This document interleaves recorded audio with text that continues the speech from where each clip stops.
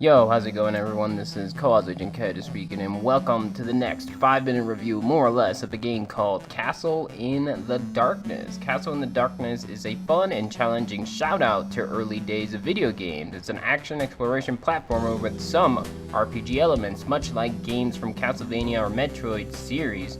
It's super fast-paced, challenging, and full of secrets. That is the little explanation on Steam.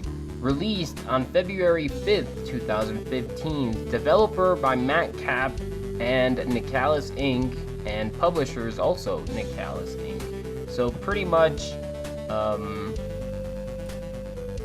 Castle in the Darkness is a Metroidvania game.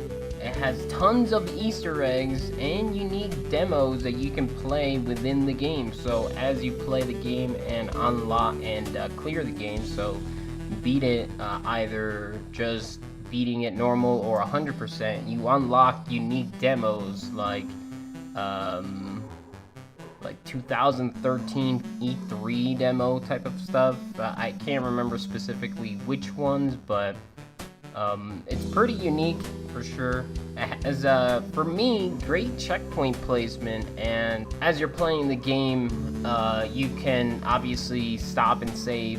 In order to change weapons or armor, you need to equip them using the checkpoint slots or save slots, whatever it is you want to call them. I would say like they're pretty spaced out. They're pretty neatly spaced out, so you'll never actually run into having to go like super long ways in order to equip a new item. Not only that, when you get a new weapon or armor, you can actually equip it on the spot without the need of having to go to a safe spot, which is good.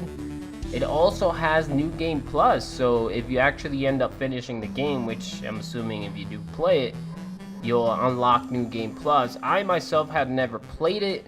I do know that New Game Plus contains new items. I don't know how many though, but as far as when it comes to items, there are quite a number of armor and weapons, magic spells that you can collect, as well as just passive items that increase your health, or keys in order to open doors. Like, there's a huge amount of items that you can actually end up picking up, which is really good for a game like this. Obviously, the difficulty is actually pretty good. I don't feel like the difficulty throughout the game gets too exhausting. It doesn't get boring either.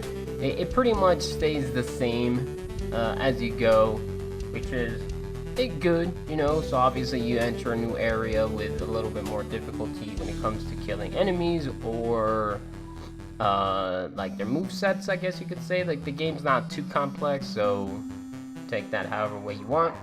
It has great boss variations, so there are a ton of bosses that you can find, and just the way they look, the way they act, the way you can defeat some of them faster than others, depending on if you quote-unquote have their weakness or just know how that specific item works, is really good. It's pretty cool. Awesome power-ups / collectibles again.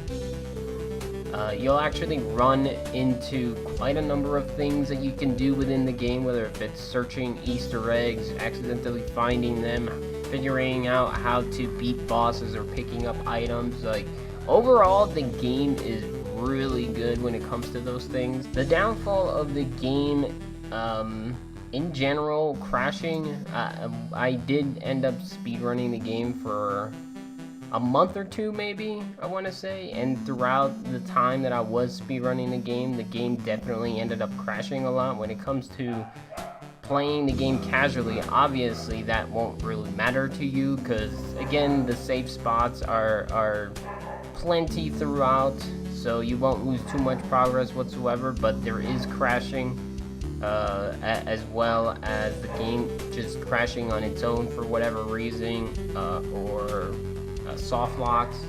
It sucks, but I don't know, it's not too big of a deal if you just want to play the game. Obviously, a nitpicky thing for me would be music reset. So whenever you are in an area and then you go to like change your weapons or armor or whatever, the music ends up resetting, which I don't really like. I'm not really a fan of.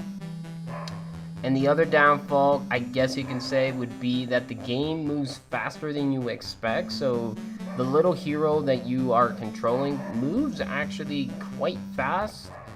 So sometimes you'll just walk right off of platforms, or you won't jump off of them because you're moving a little bit faster than you would expect, get to enemies quicker than expected, or things moving a lot slower than normal.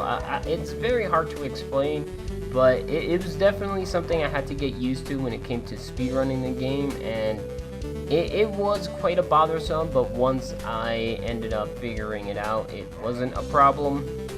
It did take me quite a while to figure it out though, so again, if you're just playing the game because you just want to play it, it'll be annoying, but it won't be problematic, since obviously the armors and weapons that you pick up will just make things a lot easier. So yeah, pretty much just that. Overall, the game is definitely recommended. It's really good. The downfalls that the game has doesn't really matter in the long run whatsoever. And considering that I never played New Game Plus, and then that also having new items, I'm not sure if it has new bosses or new enemies or any of that stuff, or most likely new storylines. Most likely 2 new endings, because I ended up missing out on 2 endings. It'll probably be coming, they'll probably see it there. Like, it's a pretty big game considering how small it is, I guess you can say. Yeah, the game is pretty nice considering that it is an indie game. It is worth about $6 most likely. And since the game's already been out since 2015, you'll most likely be able to find this game on discount pretty much anywhere, most likely. So either way, if you're just gonna be waiting for a discount or just willing to buy now, I mean, $6 is not all that bad, and for the amount of content that it has, is definitely worth the playthrough. I cannot remember how much it took me to finish the game from the beginning, but I would say it was around 7 hours long without the New Game Plus. So I'm assuming if you do the New Game Plus, that'll probably add up like another extra 5 hours, since it has new stuff in it. I hope this review helped you in any way. I hope you found it informative or just fun to watch. The game's very good, definitely recommend it. If you can get your hands on, please do play it, and if you can't, make sure to check out a playthrough. I'll be releasing mine eventually. And yeah, with that, I am done. Hopefully you guys had fun, and see you in the next one. Take care.